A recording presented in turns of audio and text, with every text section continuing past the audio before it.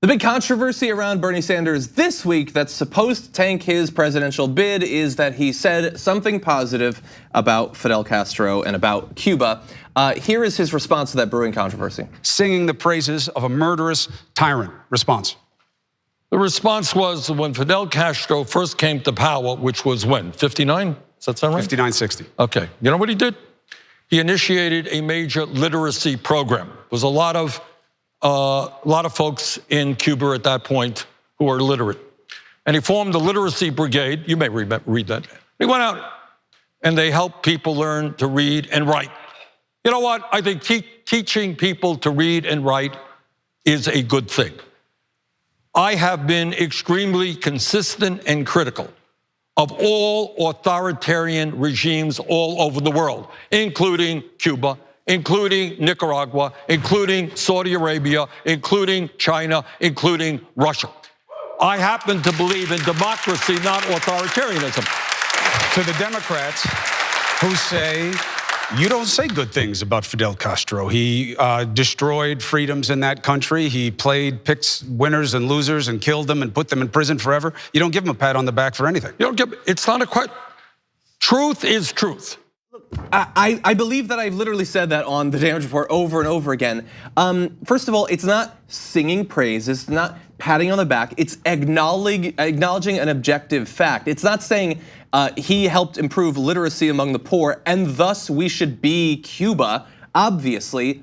And I think everybody understands that. Some people this week who have not been doing very well in some of these early contests and don't look like they're gonna have a great Super Tuesday are pretending that they don't understand that and pretending that what Bernie Sanders was doing was attempting to convince you that you should support him, but really what you should support is Castroism. Factually, he's absolutely correct.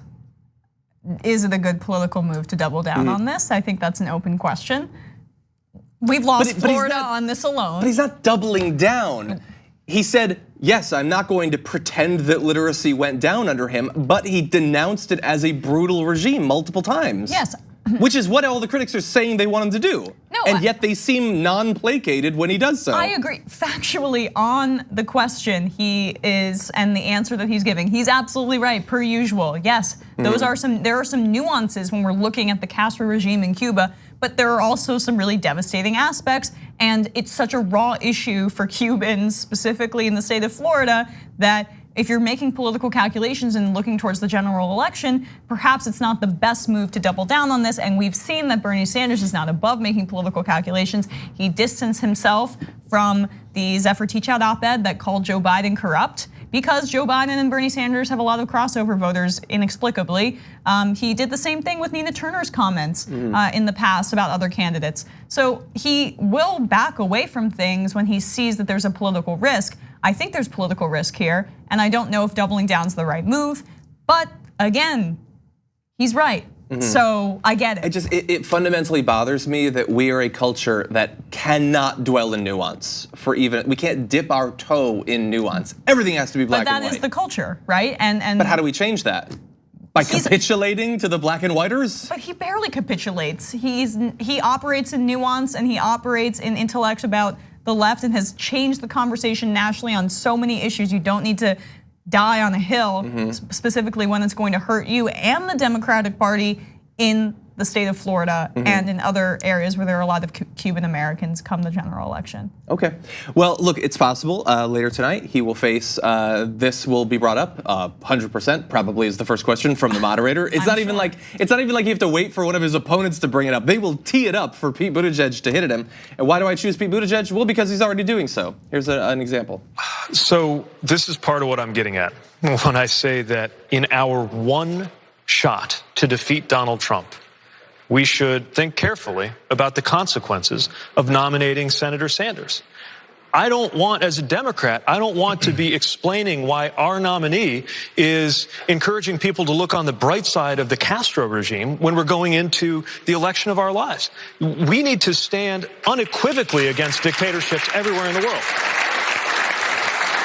And so you don't think that's a good excuse? He says he thinks he's a dictator, but literacy is a good thing. There's no nuance to that. Why are we of course, literacy is a good thing, but why are we spotlighting the literacy programs of a brutal dictator instead of being unambiguous in our condemnation about the way he has treated his own people? Yeah, so what Don Lemon was doing there was entirely reasonable. He was saying, you say you want him to say that he's a brutal dictator. Oh, by the way, he's already done that. Does that placate you? And Buttigieg says, no, I need this so bad. It's still not acceptable. Well, he was never gonna be happy with the answer. Like he cares, like he's thought for a moment about Castro in his life before today. Yeah, I mean, he's like Marco Rubio's brother from another mother in some ways. Like you know, don't you remember the political performances you're saying? Political performance. It reminds me, and then like they both get hung up on that issue as well. But he was never going to be happy with any of the answers that Bernie Sanders provided. It's just a political football for him, and he's using it to kick him because he sees him as the specific target that's going to lead him to some long shot chance at the nomination when he has zero path. Because I know it's really hard for him to accept, but there are black and brown voters in other states, and you do really badly with all of them. And perhaps you should maybe think about why, as opposed to just going on the offensive about Bernie Sanders' specific comments and the nuances with which he condemned Fidel Castro and the Castro regime. It's just political theater. And look, I know that we haven't hit Super Tuesday yet. I just want to briefly say to those who've been crowing about unity for the past year, the main message was, Bernie, you're gonna lose to Biden. So that means don't criticize Biden. Don't put anything out there that's gonna hurt him when you're long gone and Biden's going up against Donald Trump in the general election. Doesn't matter if it's true, don't say it because it'll hurt him. And yet you have Pete Buttigieg saying, we're gonna lose Florida, we're gonna lose Florida. Why? Here's why. I'm gonna repeat it over and over and over again, even though I have zero chance of getting the plurality, let alone a majority of the delegates. It looks almost certainly like Bernie Sanders is gonna be that person, but I will torpedo him and the party's chances if it seems to help me briefly. But I'm not even as mad at Pete Buttigieg as, I apologize I don't have the name here, but a DNC spokesperson went on Fox News today to talk about this and to attack him. In particular, to put it out there for Fox News to amplify those in the DNC who have been saying that unity is the goal. We have to have unity. How could you possibly hurt our chances? They're doing everything they can to hurt Bernie Sanders. And because, like it or not, from their point of view, Bernie Sanders is likely to be the nominee, they are hurting him in his quest to beat Donald Trump. Yeah, I was about to bring up that despicable segment on Fox News, which I thought liberals were supposed to completely avoid. The DNC official is going on there and making critical comments about Bernie Sanders just really for no reason. I thought we were supposed to stand behind the party candidate. I guess you stand behind the party candidate when they're the one keeping the lights on at the DNC because you guys got so deeply in debt after you paid all of those consultants and Hillary Clinton had to bail you out, literally paying your bills as you were supposed to preside over a neutral primary between the two of them. So obviously that's what you need to do to get fair treatment by the DNC, or just be anyone other than Bernie Sanders. That's option. It's a good start. Option B, yeah. Exactly, don't be Bernie. Always be not being Bernie, that's the rule. I don't know the acronym for that. Don't miss your chance to win a trip to Los Angeles and have dinner with Cenk, John, and me. Just head to tyt.com/dinnerinla to register to win. Sign up for a free Aspirations Spend and Save account. Then you just register your eligibility and swipe your Aspiration card daily on purchases to gain entries.